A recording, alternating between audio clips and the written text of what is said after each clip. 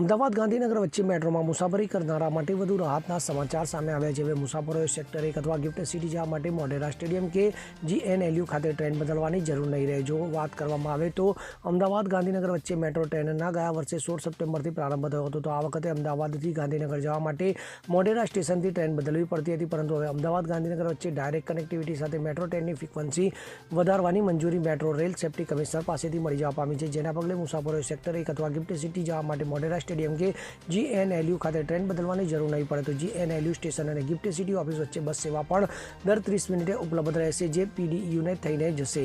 મોઢેરાથી પ્રથમ ટ્રેન સવારે 8 વાગે રવાના થઈને સવારે 8:27 GNLU અને સવારે 8:43 ગિફ્ટ સિટી, જ્યારે ગિફ્ટ સિટીથી પ્રથમ ટ્રેન સવારે 9:03 વાગે રવાના થઈને સવારે 9:20 GNLU સવારે 9:46 મોઢેરા પહોંચશે।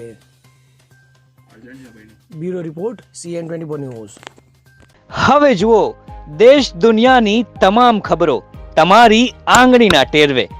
ઉઠાવો મોબાઈલ અને Google Play Store પરથી ડાઉનલોડ કરો અમારી CN24 ન્યૂઝ મોબાઈલ એપ।